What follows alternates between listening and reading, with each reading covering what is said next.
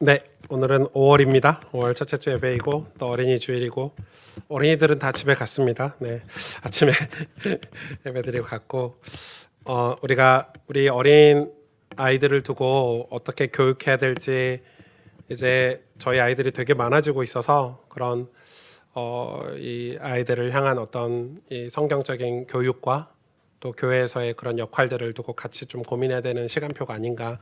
그래서 주일학교 시스템이라든지 또 아이들이 가정에서 어떻게 신앙교육을 받아야 될지 이런 매뉴얼들이 조금 나오면 좋겠다 이런 생각이 있고요. 여러분 기도해 주시고 저희 교회 많은 어린이 관련된 우리 아이들 청소년이라든지 우리 어린 아이들 태영아 관련된 많은 그런 달란트와 좀 그런 에너지를 가진 분들이 우리가 좀 팀이 돼서 같이 우리 후대 사역을 할 수 있는 그런 날이 오기를 좀 꿈꾸고 또 같이 기도하는 그런 날이 됐으면 참 좋겠습니다. 오후 예배는 여러분 이 오전 예배하고 이제 성경 본문도 똑같고 방향도 같지만은 아무래도 이제 오전에 그 주일학교 교사도 하고 또 부모님들은 아이들을 데리고 있는 부모님들은 이 나눠서 예배를 드리면서 오후 예배 또 참석하시는 분들이 많으신데 오늘 오후에 참석하신 분들이 더 큰 은혜를 오전 예배보다 받으시면 좋겠네요. 우리는 창세기 오늘 이제 아브람이 거의 다 끝나가요. 좀 아쉽죠? 서운하죠? 네, 아브람이 거의 이제 이 아브람 얘기가 끝나가고 이제 조금 있으면 이제 이삭 얘기를 조금 하게 되고 야곱 얘기도 하게 되고 요셉 얘기도 하게 되는데 오늘 아브람 얘기의 거의 결론적인 부분 말씀인 것 같아요.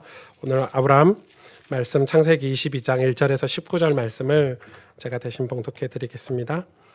그 일 후에 하나님이 아브람을 시험하시려고 그를 부르시되 아브라마 하시니 그가 이르되 내가 여기 있나이다. 여호와께서 이르시되 내 아들 내 사랑하는 독자 이삭을 데리고 모리아 땅으로 가서 내가 내게 일러준 한 산 거기서 그를 번제로 드리라. 아브라함이 아침에 일찍 일어나 나귀의 안장을 지우고 두 종과 그의 아들 이삭을 데리고 번제 쓸 나무를 쪼개어 가지고 떠나 하나님이 자기에게 일러주신 곳으로 가더니 제3일에 아브라함이 눈을 들어 그곳을 멀리 바라본지라.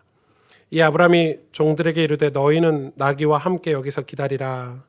내가 아이와 함께 저기 가서 예배하고 우리가 너희에게로 돌아오리라 하고 아브라함이 이에 번제 나무를 가져다가 그의 아들 이삭에게 지우고 자기는 불과 칼을 손에 들고 두 사람이 동행하더니 이삭이 그 아버지 아브라함에게 말하여 이르되 내 아버지 하니 그가 이르되 내 아들아 내가 여기 있노라. 이삭이 이르되 불과 나무는 있거니와 번제할 어린 양은 어디 있나이까. 아브라함이 이르되 내 아들아 번제할 어린 양은 하나님이 자기를 위하여 친히 준비하시리라 하고 두 사람이 함께 나아가서 하나님이 그에게 일러주신 곳에 이른지라.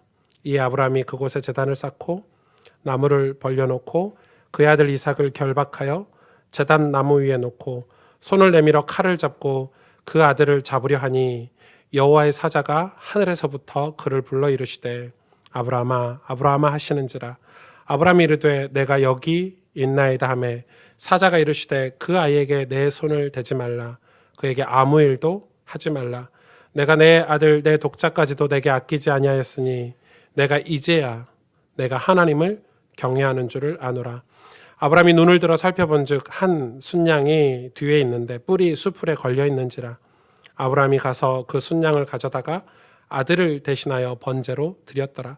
아브라함이 그 땅 이름을 여호와 이레라 하였으므로 오늘날까지 사람들이 이르기를 여호와의 산에서 준비되리라 하더라.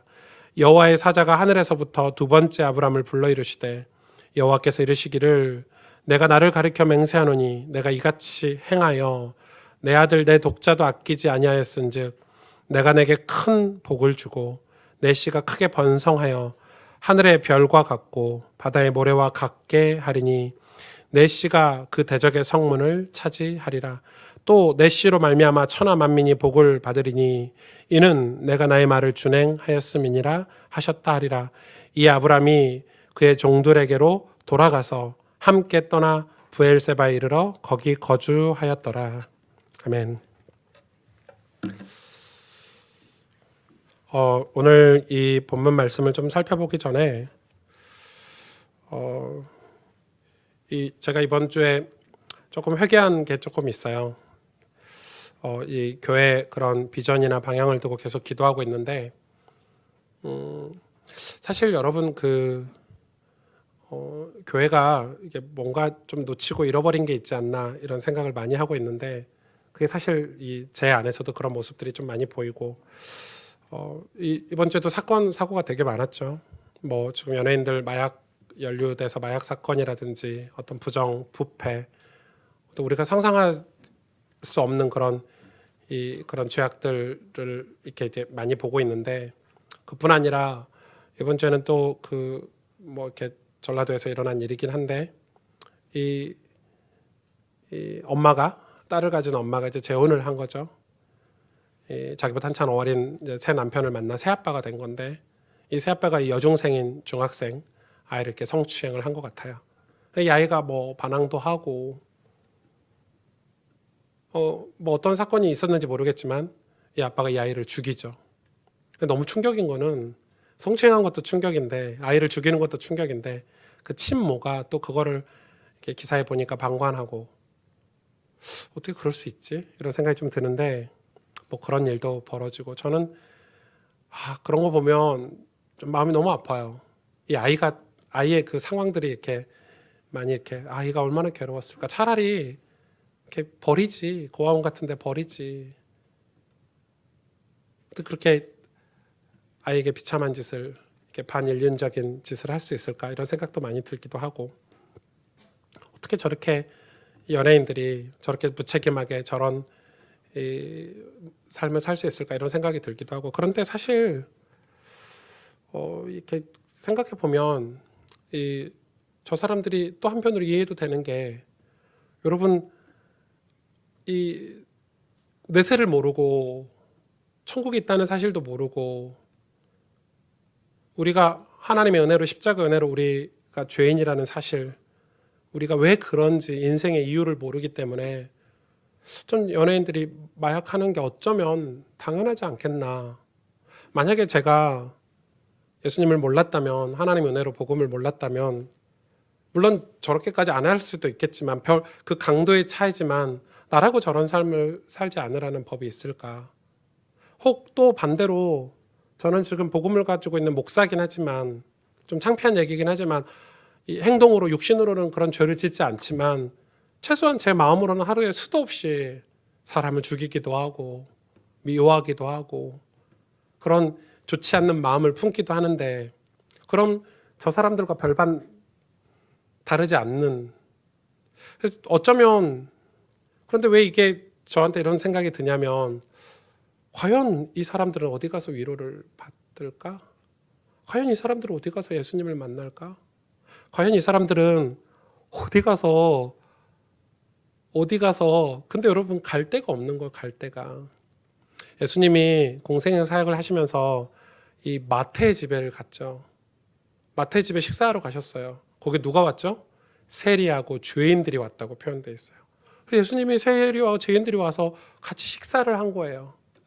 그때 바리새인들이 제자들에게 이야기했어요. 야, 너네 랍비가 왜 죄인들하고 밥을 먹냐? 이 바리새인들은 이해가 안 가는 거예요. 왜냐하면 자기들은 그 세리 죄인들하고 같이 하는 게 죄라고 생각했어요. 더럽고 하나님이 택하지 않은 백성이라고 생각을 했으니까. 그런데 생각해 보세요. 예수님이 아니면 누가 그들과 밥을 먹겠습니까? 예수님이 아니면 누가 죄인들과 함께 식사를 하겠습니까? 누가 그들의 마음을 헤아리고 그들의 마음에 위로를 주고 평안을 줄 수 있겠습니까? 그런데 가만히 보니까 교회가 점차 그게 사라지고 있는 거예요. 교회 안에 점차 그게 사라지고 있는 거예요. 십자가의 그 사랑과 용서가 교회 안에서 점차 없어지고 있어요. 교회는 좋은 시스템을 갖추고 제가 젊은 목회자다 보니까 시중에 나오는 유명한 교회 목사님들, 성공한 목사님들, 흔히 성공했다는 분들이 책을 쓰잖아요. 저는 거의 다 안 놓치고 다 읽거든요. 거의 다 서머리를 해요. 거의 다 읽어요. 저는 한동안은 막 그런 책에 빠져가지고 와 나도 이런 목회해야지, 나도 이런 교회 세워야지 막 적고 노트에 막 빼곡히 적고 막 이렇게 했었는데 지금 생각해 보니까 얼마나 어리석은지 지금 이렇게 보다가 이렇게 덮어요. 이거는 하나님이 원하시는 교회가 아닌 것 같아. 뭐냐면 교회가 막 성전도 짓고 시스템도 잘 갖추고 규모도 갖추고 수준도 높아지는 것 같은데 죄인과 함께 할 수 없는 교회, 병자들과 함께 할 수 없는 교회. 우리는 저들을 향해서 쉽게 정죄하고 저 죽일 놈, 나쁜 놈 죄송합니다. 저런 인간을 사형시켜 버려야 돼. 그런데 저 사람은 어디 가서 위로를 얻을까요? 왜 저 지경에 이르렀을까요? 왜 거기까지 가게 됐을까요? 우리는요. 그러니까 여러분, 교회가 화려하던 중세시대 때 교회 시스템이 가장 교회가 권력적이고 건물도 좋고 규모가 있고 수준 높았을 때 세상이 변화됐나요? 그때는 어둠의 시대가 됐죠. 빛을 주지 못했어요, 그들에게.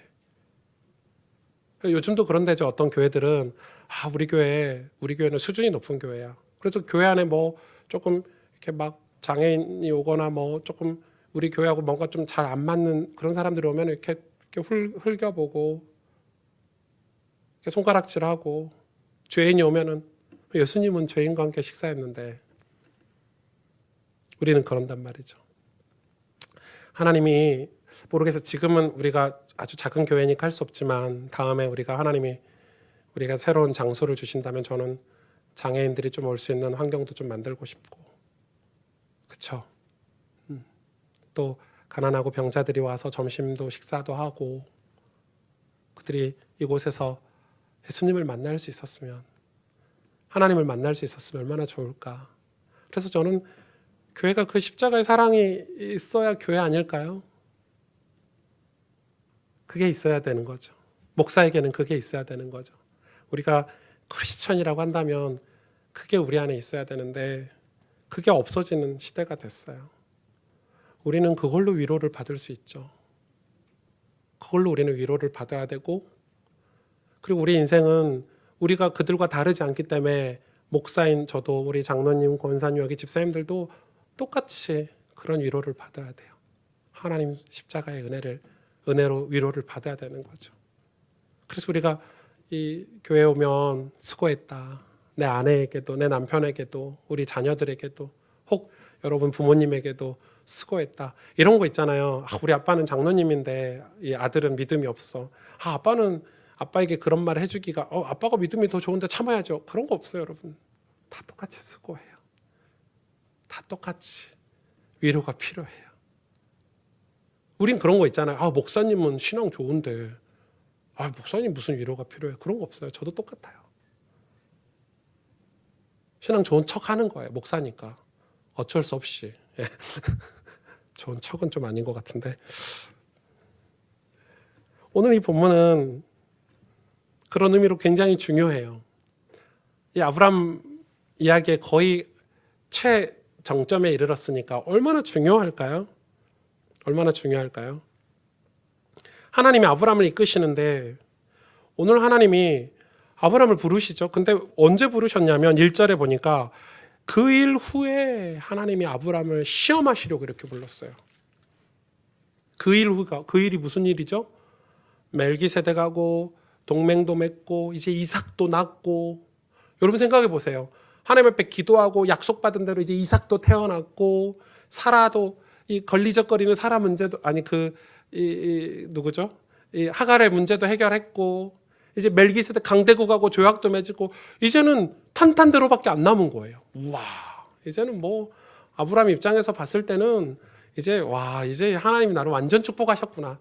나는 이제 완전히 이제 다 모든 문제가 해결됐고 이제는 이제 누릴 일만 남았어. 이때 하나님이 찾아오셔서 아브라함을 시험하시려고. 참 우리 하나님 고약하시죠. 하나님 좀 웃기시지 않아요? 아니 왜 그 일 후에 이렇게 기록했냐면, 여러분 우리는 그런 게 있어요. 우리가 뭔가 이렇게 신앙생활을 하다 보면 그 일 후에, 저도 그럴 때가 많거든요. 뭔가 이루어진 것 같고 응답을 받은 것 같고, 뭔가 내가 성경을 좀 읽으면 기분이, 내가 막 이렇게 사람들한테 잘 보이는 것 같고, 내가 뭔가 잘 되면 응답이 된 것 같고 이러면요, 그때 하나님을 찾습니까? 안 찾아요. 그때 하나님이 아브라함아 부르시는 거예요. 그때 하나님이 아브라함아 부르시는 거예요. 근데 그때 아브라함이 그래도 괜찮은 게 내가 여기 있습니다. 이렇게 대답한 거예요. 여러분, 신앙은 주님 내가 여기 있습니다 할 수 있어야 돼요. 그 말은 내가 여기 있습니다 이 말은 하나님이 여전히 나의 주인이시고 어떤 응답, 어떤 사건, 어떤 환경을 다 거쳐서 항상 하나님이 부르시는 그 부르심에 대답할 수 있는 그 신앙생활을 한다는 것은 하나님이 나의 주인이라고 고백하며 사는 경배의 삶, 경외의 삶이라는 거죠. 우리는 이런 신앙생활을 해야 돼요. 하나님이 나를 부르시는 삶. 그래서 하나님의 일은 하나님이 하나님의 사람을 통해서 일을 하시는데 여러분 돈 있고 능력 있는 사람을 통해서 일하신 게 아니라 뭐 실력 있고 경험이 많은 사람을 통해서 일하시는 게 아니라 하나님의 부르심이 있는 사람을 통해서 하나님 당신의 구원의 일을 하시는 거예요. 그래서 우리 신앙의 기준은 뭐냐면 옛날에 내가 하나님을 만났는 데가 아니라 오늘 하나님의 부르심이 있는 거예요. 승주야 하고 부르시면 내 주님 여기 있습니다. 이렇게 할 수 있는 거예요. 그건 하나님과의 신실하고 살아있는 관계잖아요. 여러분 이사야를 보고 하나님이 내가 누가 나를 위하여 갈고 할 때 이사야가 주님 내가 여기 있습니다. 나를 보내소서. 어린 사무엘을 하나님이 부르셨죠? 사무엘아. 사무엘이 어떻게 했습니까? 그 어린데 주님 내가 여기 있습니다. 주님 내가 여기 있습니다. 우리는 어쩌면 날마다 우리 인생은 시험이에요.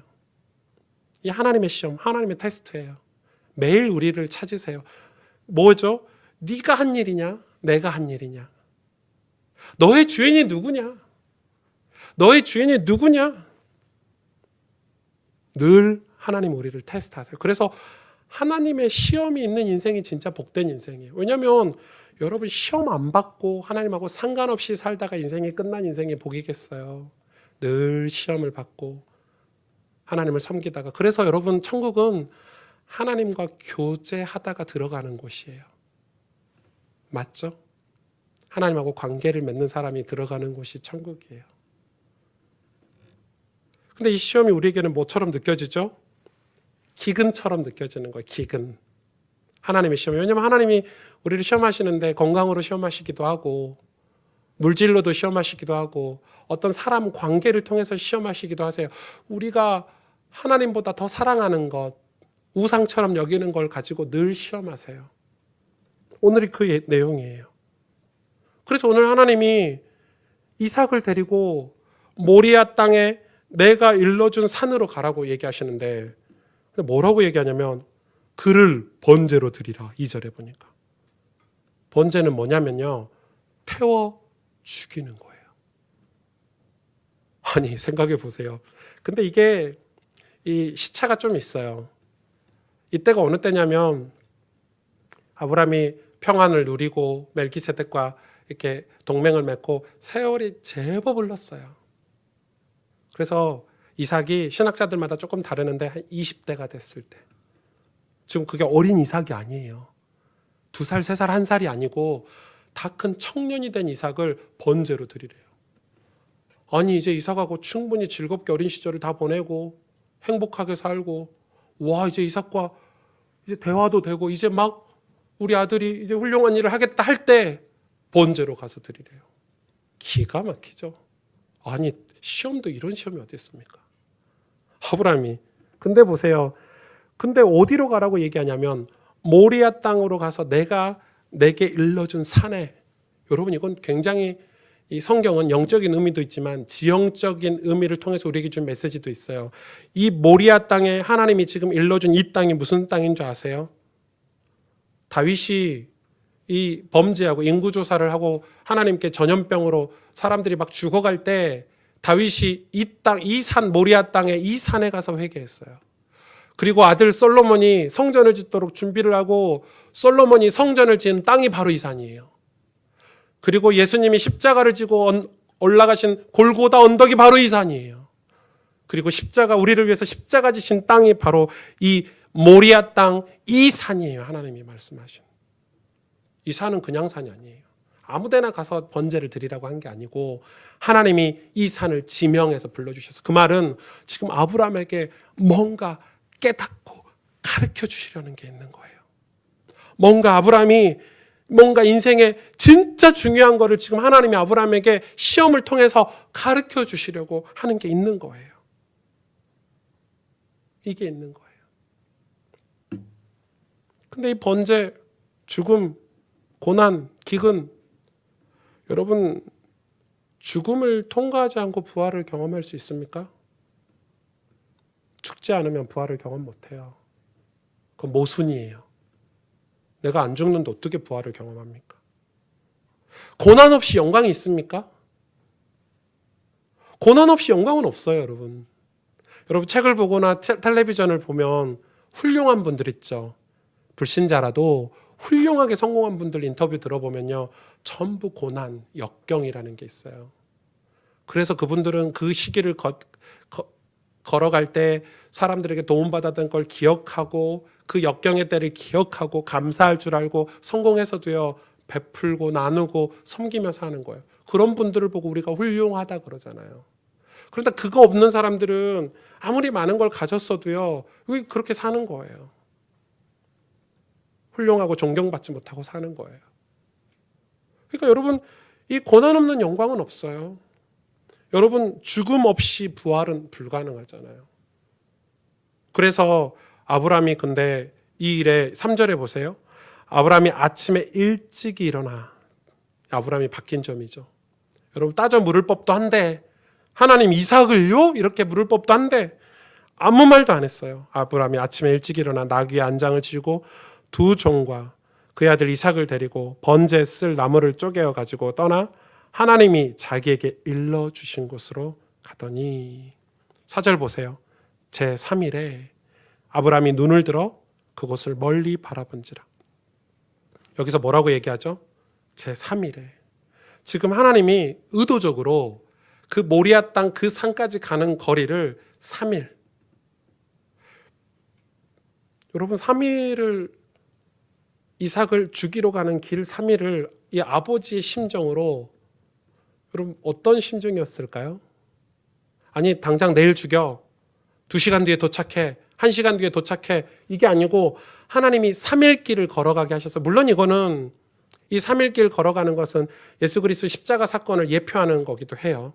3일, 사흘. 그러나 이 3일 길을 하나님이 걸어간 거는 저는 이렇게 생각을 했어요. 우리 인간이 요즘 엄청 감정적이잖아요. 요즘 시대 감정적이고 즉흥적이고 그냥 말도 여과 없이 내뱉는 이런 시대잖아요. 근데 여러분 3일만 생각을 해도요. 우리 인생은 달라질 거라 저는 생각해요. 3일만 기도하고 말씀 보고 깊이 생각하면 우리 인생은 진짜 많이 달라질 거예요. 근데 지금은 3일이 뭐예요? 3초도 생각 안 하는데. 3초도 생각 안 해요. 그냥 막 하잖아요.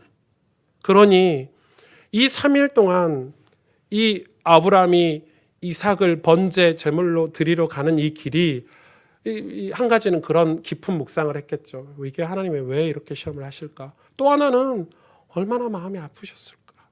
이 아브라함이 말이에요. 아니 생각해 보세요. 아들 하나 독자 아들을 죽이러 가는 길이에요. 그런데 이거는 이 3일 길을 통해서 하나님이 아브라함에게 너 내 마음은 아니? 나는 내 독자 아들을 죽이기로 결정한 게 창세기 3장에 너희가 범죄할 때 내 독자 예수 그리스도 아들을 죽이기로 결심했어. 내어놓았어. 그리고 구약 수천 년 동안 그 아들이 죽는 날을 늘 기다리고 살았어. 하나님은 저와 여러분의 죄를 위해서 독자 아들 예수 그리스도를 죽이기로 결정하시고 수천 년간 그걸 여러분 하나님의 마음은 어땠을까요? 독자 아들. 성경에는 그렇게 표현하고 있죠. 독자 아들. 그러니까 이게 하나님의 심정이에요. 독생자 아들을 보내신 하나님의 그 아비의 심정을 지금 아브라함이 느끼길 원하셨던 거죠. 그리고 아브라함이 여기 시적으로 표현했잖아요. 눈을 들어 그곳을 멀리. 이제 이 모리아 땅에 도착해서 그 산이 보이니까 눈을 들어 멀리 그곳을 바라본 거예요. 이거 완전 시적인 표현이죠. 아버지의 마음을 멀리 지극히 쳐다본 거예요. 주님, 지금 시험이 어떤 시험입니까? 내 아들을 어떻게 해야 됩니까? 그런데 보세요. 5절. 이 아브라함이 종들에게 이르되 너희는 나귀와 함께 여기서 기다리라. 종들을 데려가지 않죠. 내가 아이와 함께 저기 가서 예배하고 우리가 너희에게로 돌아오리라. 진짜 특이한 거예요. 뭐라고 기록되어 있어요? 분명히 번제는 태워 죽이다는 건데 태워 죽여야 되는데 아브라함이 뭐라고 해야죠? 이 종들에게 예배하고 우리가 복수죠. 우리가 이삭을 태워 죽이면 혼자 와야 되니까 내가 돌아오리라 이렇게 했어야 되는데 우리가 돌아오리라 이렇게 얘기하고 있어요. 이건 굉장히 중요하죠. 첫째는 뭐냐면 아브라함의 신앙. 그동안 하나님이 내 인생을 연단하시고 이제 하나님을 경험한 거예요. 하나님이 어떤 분이라는 거 안 거예요. 절대 낳을 수 없는 사라의 몸에서 이삭을 태어나게 하시고 죽을 것 같은 내 인생, 괴로운 내 인생 속에서 살아계신 하나님이 이제는 창조주이시고 나를 구원하신 주님이시구나 이제는 아니까 내 아들을 하나님이 내가 죽인다 할지라도 그를 다시 살리시겠구나 하는 부활신앙이 그에게 있는 거예요. 히브리서 11장 17절에 그렇게 기록되어 있죠. 히브리서 11장 17절 한번 보실래요? 뭐라고 기록되어 있습니까? 아브라함은 시험을 받은 때 믿음으로 이삭을 드렸더니 그는 약속들을 받은 자로 돼 그 외아들을 드렸느니라. 19절에요. 그가 하나님이 능히 이삭을 죽은 자 가운데서 다시 살리실 줄로 생각한지라. 아멘. 비유컨대 그를 죽은 자 가운데서 도로 받은 것이니라. 아멘. 그러니까 아브라함은 이미 이삭을 번제로 드린다고 할 때부터 이 부활 신앙이 있었던 거죠. 하나님이 이 아이를 다시 살리실 거라는 확신이 있었기 때문에 종들에게 우리가 다시 예배드리고 돌아올 거야. 여러분 이게 얼마나 인간의 갈등이에요. 믿음은 하나님 살리실 거라고 믿는데 현실은 죽여야 되니까. 이 아브라함의 내적 갈등이 얼마나 많았을까요? 그런데 보세요. 6절에 아브라함이 이에 번제나무를 가져다가 그의 아들 이삭에게 지우고, 이삭이 청년이었다는 증거죠. 사람을 태워 죽이는 이 번제나무가 작지 않고 가볍지 않았는데 이거를 이삭에게 지웠죠. 그리고 자기는 불과 칼을 손에 들고, 불을 왜 손에 들고 갔어요? 그땐 나이타가 없으니까. 횃불 들고 다니는 시대니까. 여러분 이거는 금방 이해하실 수 있겠죠. 칼은요, 태워 죽일 때 그 당시에 산채로 태워 죽이지 않고 죽이고 나서 태워 죽이는 이 번제 풍습 때문에. 그래서 두 사람이 동행해서 가는 거예요. 그런데 7절에 보세요. 이삭이 그 아버지 아브라함에게 말하여 이르되 내 아버지 하니 그가 이르되 내 아들아 내가 여기 있노라. 이삭이 이르되 불과 나무는 있거니와 번제할 어린 양은 어디 있나이까. 아브라함이 이르되 내 아들아 번제할 어린 양은 하나님이 자기를 위하여 친히 준비하시리라 하고 두 사람이 함께 나아가서. 여러분 지금 이삭이 이상한 거예요. 지금 예배드리러 번제하러 가는데 이 3일길을 걸어온 것도 이상하고 도대체 이 멀리까지 왜 아버지가 왔는 것도 이상하고 둘이 또 종들은 안 데리고 가는 것도 이상하고 또 번제하러 간다는데 하나님이 예비하셨다는데 어린 양은 안 보이고 다 큰 청년 이삭이 그래도 느낌이 이상했지 않을까요? 사실 이 당시는 이 고대 근동지방에는 수많은 부족 국가들이 재앙이 올 때, 홍수가 올 때, 재난이 올 때마다 이 아들, 그 나라의 아들, 딸, 왕자, 공주 이런 거를요 바치는 풍습이 있었어요. 여러분 영화 많이 보셨죠? 바다 신이 노해가지고 태풍이 분 줄 알고 바다에다가 아들을 바쳐 죽이고 그 영왕님께 바치고 산신에게 바치고 이런 풍습이 있었다니까요. 그러니까 사실은 이런 번제들은 다 그 당시 풍습에서 나온 거예요. 짐승만 죽인 게 아니에요. 짐승을 죽였는데도 안 되니까 사람을 산채로, 사람을 불로 태워서, 사람을 죽여서, 사람을 불로 태워서 신들에게, 그런 온갖 잡신들에게 사람을 바치는 풍습이 그 당시에 있었던 거예요. 그게 너무 많았어요. 그런데 하나님은 여기서 그게 아니죠. 하나님 어떤 거죠? 보실래요? 이 10절에 보세요. 손을 내밀어 칼을 잡고 그 아들을 잡으려 하니 여호와의 사자가 하늘로부터 그를 불러 이르시되 아브라함 아브라함 하시는지라. 아브라함이 이르되 내가 여기 있나이다 하매 사자가 이르시되 그 아이에게 손을 대지 말라 그에게 아무 일도 하지 말라 내가 내 아들 내 독자까지도 내게 아끼지 아니하였으니 내가 이제야 내 하나님 여호와를 경외하는 줄 아노라. 이 장면을 이 신학 책자에 보면은 많은 그림들을 그렸는데 아브라함이 이렇게 이 이삭을 묶어놓고 칼을 이렇게 드는 장면이에요. 그때 천사가 이 손을 딱 잡고 있는 장면. 그러니까 모든 그림의 공통점은 칼을 들고 이렇게 높이 들고 있는 거예요. 그 말은 만약에 안 잡았으면 바로 찌르는 거예요. 근데 보세요. 이게 뭘 의미합니까? 우리에게 뭘 의미하죠? 여기서 한 가지 짚고 넘어갈 것은 이 이삭이에요. 야, 이삭이 나무에 이렇게 눕혀가지고 묶는데 여러분 아브라함 나이가 몇 살이죠? 100세가 훨씬 넘었어요. 추측컨대 한 120세 정도 된 거예요.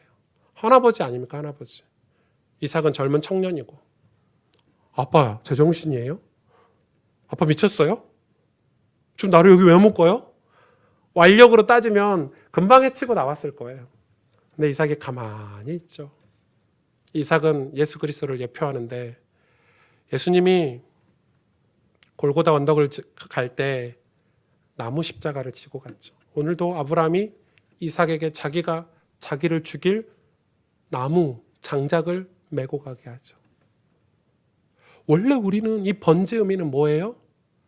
죄 때문에 내가 타서 죽어야 죄가 사라진다는 거예요. 여러분 만약에 이 아빠가 이 매정한 아빠가 딸을 죽였는데 만약 이 아빠가 타서 죽었으면 이 딸을 죽이기 전에 이 인간이 타서 죽었으면 이 딸은 살았겠죠. 죄를 지을 일이 없잖아요. 그래서 번제는 뭐냐면 우리 죄를 태우다는 건데 우리가 죽어야 되는 거. 우리가 원래는 장작더미에서 우리가 활활 타야 죄가 사라지는 그 죄는 사라지지 않는 거라는 의미가 있어요. 그런데 예수님이 십자가 나무를 지고 가서 우리를 위해서 대신 죽으셨죠. 이거는 하나님의 파라독스예요. 역설이에요, 역설. 아브라함에게 우리 이 십자가 사건을 예수 그리스도를 선명하게 보여주시려고 독자 아들을 죽이기까지 하셨지만 하나님 그걸 말리셨죠. 그리고 뭘 준비해 놓으셨어요? 어린 양을 준비해 놓으셨어요. 이건 여호와 이레가 중요한 게 아니에요. 단지 어린 양을 이거는 아브라함의 독자 아들 이삭 대신 어린 양을 준비했지만 역설적인 게 뭐예요? 하나님은 당신의 아들 예수 그리스도를 위해서 뭘 다른 어린 양을 준비하지 않으셨어요. 그냥 예수 그리스도를 어린 양으로 우리에게 내어주셨어요. 나는 저 잡신들과 달라. 잡신들은 너희의 아들, 딸들을 죽여서 내게 뭘 갖다 주면 내가 너희를 복죽게 하는 그런 잡신들이지만 하나님은 당신이 가장 아끼는 독생자들을 우리에게 내어주셨어요.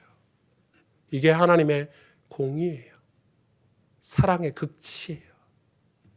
여러분 우리를 기독교를 다른 종교하고 비교하지 마세요. 우리가 뭘 바쳐서 받는 게 아니에요. 우리가 뭘 드려서 받는 게 아니에요.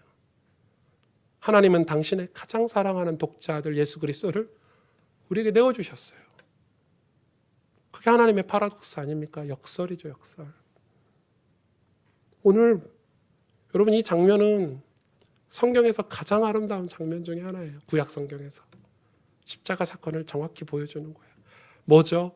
아브라함아, 내가 네 인생을 여기까지 인도했는데 네가 네 아들하고 행복하고 잘 사는 게 네 인생의 목적이 아니고 네가 지금 강대국들하고 동맹을 맺고 네가 복을 받아서 큰 부족을 이루고 잘 먹고 잘 사는 게 네 인생의 목적이 아니고 네가 이제 진짜 봐야 될 게 뭐냐? 예수 그리스도의 십자가다. 지금 그걸 가르쳐 주시는 거예요. 왜? 그 예수 그리스도의 십자가만이 우리를 진짜 위로해 줄 수 있으니까요. 그 십자가만이 우리를 죄에서 벗어나게 해주고 우리에게 진정한 평안과 안식을 줄 수 있기 때문에 여러분 그 십자가를 오늘 이 아브라함에게 선명하게 보여주시는 거예요. 이런 시험이 여러분에게도 있기를 원해요. 우리 교회 이런 시험이 날마다 계속되기를 원해요. 이곳에 십자가의 그 보혈의 은혜가 우리 교회에 흐르길 원해요. 이런 역설이 우리 삶에 계속 일어나길 원하고 우리가 늘 그 십자가를 깨닫는 은혜가 우리에게 있기를 원하는 거예요. 그래서 중요한 건 오늘 이삭이 순종했잖아요. 뭘 가르치죠? 예수님의 순종을 가르쳐요. 아무리 하나님이 내 아들 독자를 아무리 내어놔도요, 예수님이 순종하지 않았다면, 이 잔을 내게서 지나가게 하옵소서 하고 진짜 피했다고 도망갔다면 하나님, 예수님이. 그런데 예수님께서, 우리를 사랑하시는 예수님께서 십자가를 피하지 않으셨어요. 그래서 이삭을 이 예수 그리스도의 모형이라고 그러는 거예요. 예수님이 순종했기 때문에 우리가 오늘 이 자리에서 하나님의 당신의 백성이라, 천국 백성이라, 하나님 자녀라, 우리를 의롭다 칭함받는 거예요. 여러분, 예수님이 순종하지 않았으면 우리는 이 자리에 있을 수가 없어요. 그래서 뭐라고 그 뒤에 이런 사건이 끝나고 나자마자 하나님이 아브라함을 또 부르죠. 15절부터 보세요. 여호와의 사자가 하늘에서부터 두 번째 아브라함을 불러 이르시되 여호와께서 이르시기를 내가 나를 가리켜 맹세하노니 내가 이같이 행하여 내 아들 내 독자도 아끼지 아니하였은즉. 믿음이죠. 내 독자 아들을 아끼지 아니하였으니 이게 믿음이에요. 내가 내게 큰 복을 주고, 하나님이 아브라함을 처음 부르실 때 하신 말씀이죠. 내 씨가 크게 번성하여 하늘의 별과 같고 바다의 모래와 같게 하리니 내 씨가 그 대적의 성문을 차지하리라. 또 내 씨로 말미암아 천하 만민이 복을 받으리니 이는 내가 나의 말을 준행하였음이니라 하셨다 하니라. 아멘. 복을 주신대요. 근데 그냥 복이 아니죠. 아브라함 가문을 통해서 예수 그리스도가 나고 이 예수 그리스도 십자가를 통해서 천하 만민이 복을 받는다. 이 복은 어떤 복이에요? 생명, 구원. 예수 그리스도가 아니고서는, 예수 그리스도 십자가 사건이 아니고서는 우리가 구원받을 길이 없다는 말이에요. 그래서 아브라함이 이거를 지금 알기를 원하시고 이걸 바라보고 살기를 원하시는 거예요. 그것 때문에 너에게 복을 준다.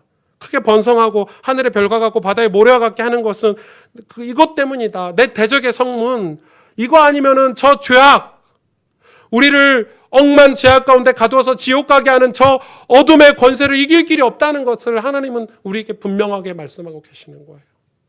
여러분, 그래서 이 십자가의 사건을 우리가 복음이라 하는 거예요. 복음. 우리 인생의 가장 기쁜 소식, 이 복음. 우리는 순종하는 게 참 어렵죠. 순종하기는 해야 되겠는데 울고 불고 이해가 안 되는 순종을 할 때가 많아요. 하나님, 나한테 왜 이러세요? 저에게 왜 이러세요? 이럴 때가 많아요. 그런데 사랑은 대가를 치르는 거 아닙니까?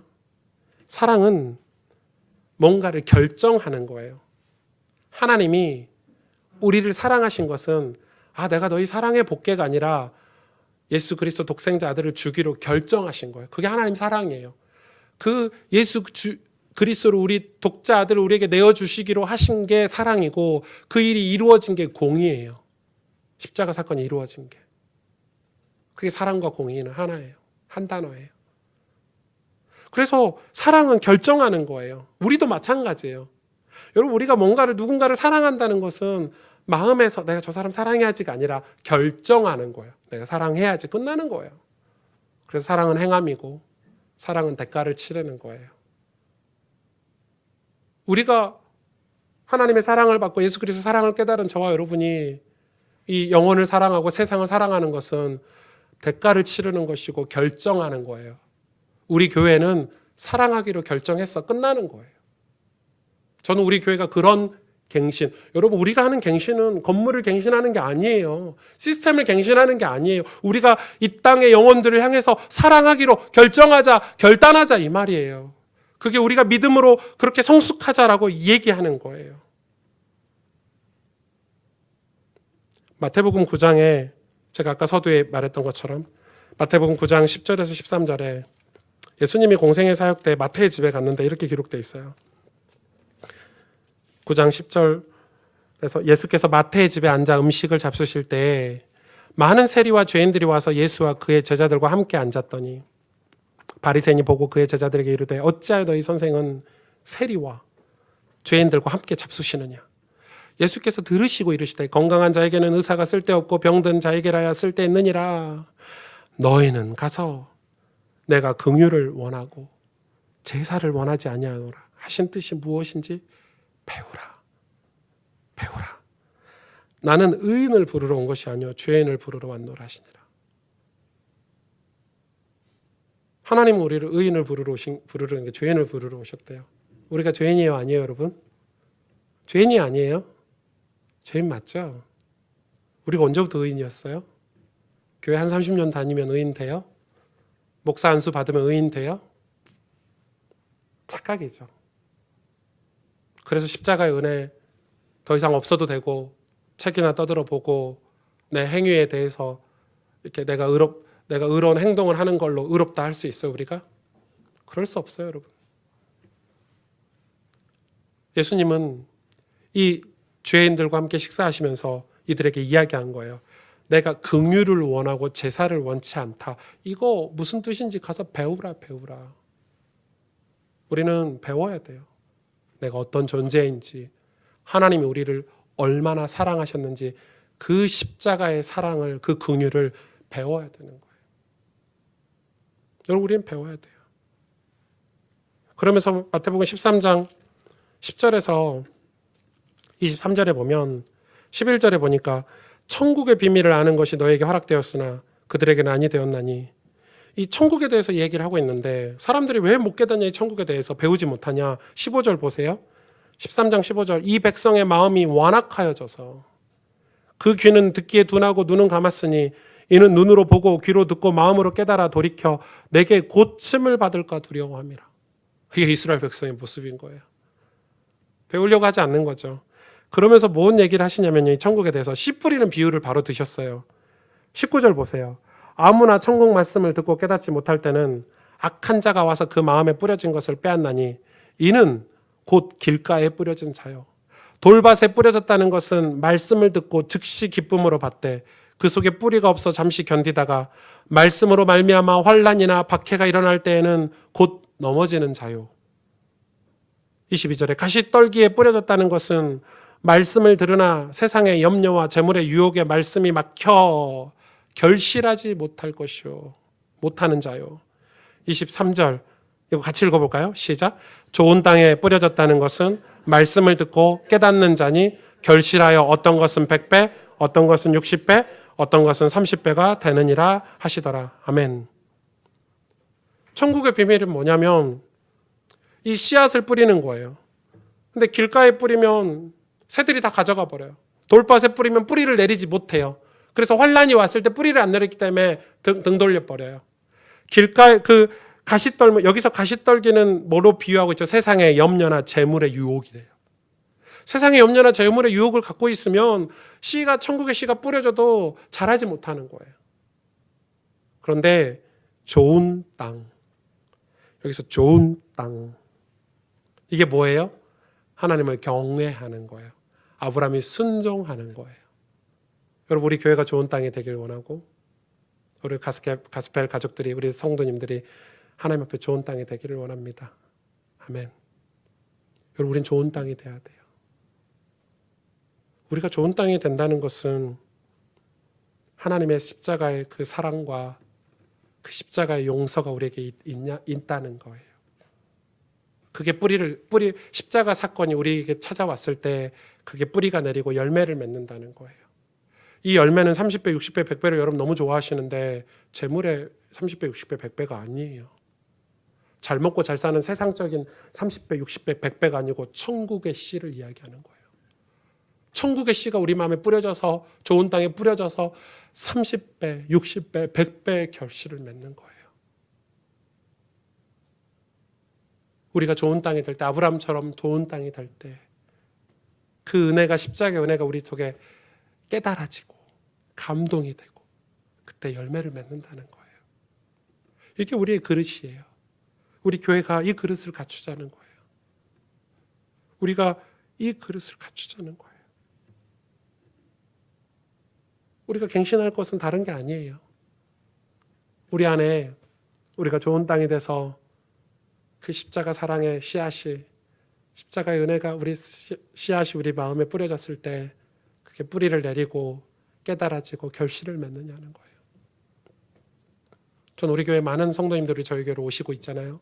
새가족들이 오시고 또 함께 신앙생활한 분들이 많이 계신데, 사실 우리 교회 개척 멤버라고 해봤자 5년밖에 안 했어요. 우리 교회에서 신앙생활. 저도 이 교회 5년밖에 안 다녔어요. 여러분. 되게 오래 다닌 것 같잖아요. 이 교회 5년밖에 안 다녔어요. 저도. 작년에 오신 분이나 뭐 5년 전에 오신 분이나 차이가 나봤자 3, 4년 차이밖에 안 나요.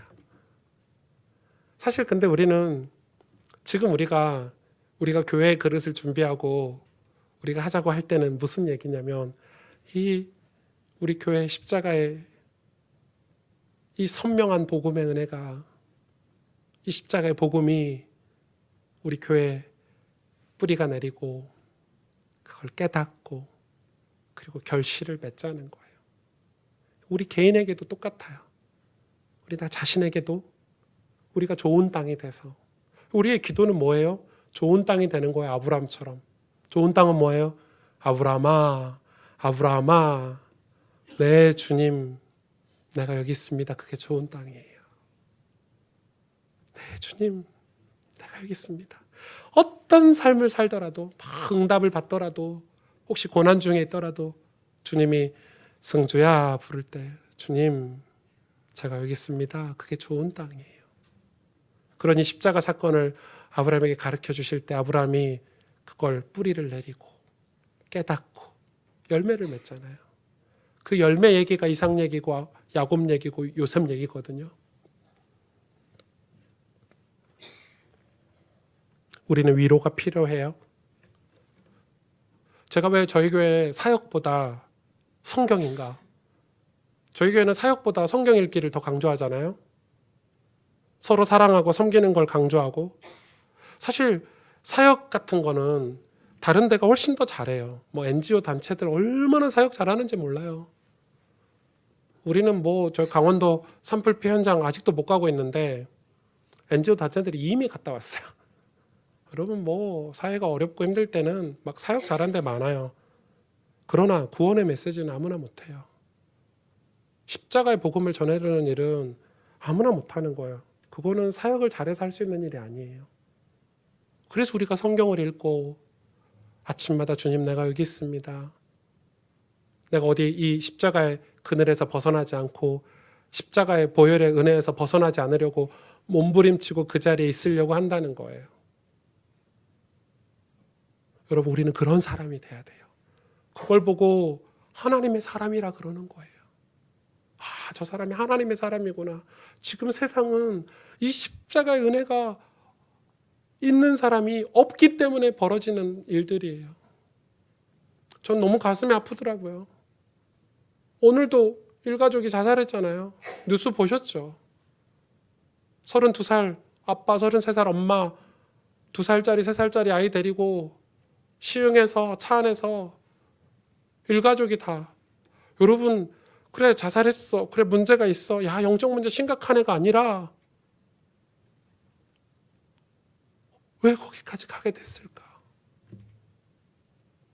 우리가 하나님께 받은 사랑을 가지고 이 땅을 향해서 정죄만 했지. 아유 더럽고 아유 죄 많고 이랬지. 우리가 이 땅을 향해서 중보 한번 해봤습니까?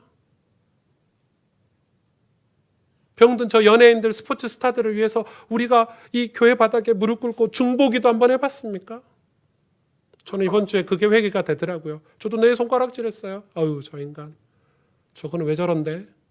그런데 내가 이 십자가 사랑을 아는 내가 스스로 아브라함 같다고 생각하는 내가 그 영혼을 향해서 중보하고 기도 눈물로 기도는 안 해본 거예요. 여러분 교회는 지금 그게 필요한 거예요. 하나님이 그러려고 우리 교회 공동체 신앙 공동체를 허락하셨다고 생각해요. 우리가 그렇게 기도할 때 이 땅을 향해서 중보하고 기도할 때 하나님 열매를 맺게 하시는데 우리가 왜 그걸 못하냐면 십자가 사랑이 어느 순간에 내 마음에서 없어졌어요. 야, 너 응답 받았어 안 받았어? 너 어떻게 살아? 뭐 이런 거에 관심 있지. 야 교회 몇 명 모여? 이런 거에 관심 있지. 정말 우리가 이 복음에 관심 있나? 내가 이 복음에 진짜 그 복음으로 하나님 앞에 늘 주님 내가 여기 있습니다 하고 있나? 저는 여러분 우리 교회가 그리고 여러분이 천하 만민이 복을 받는 그 일에 쓰임 받는 좋은 땅이 되기를, 정말 우리 교회가 그런 좋은 땅이 되기를, 그래서 우리는 사랑할 수 있도록 결단하고 대가를 치르며 살 수 있도록 우리가 오늘 하나님이 아브라함에게 가르쳐 주신 이 십자가의 인생을 우리도 같이 배우기를 주님의 이름으로 축복합니다. 함께 기도하겠습니다.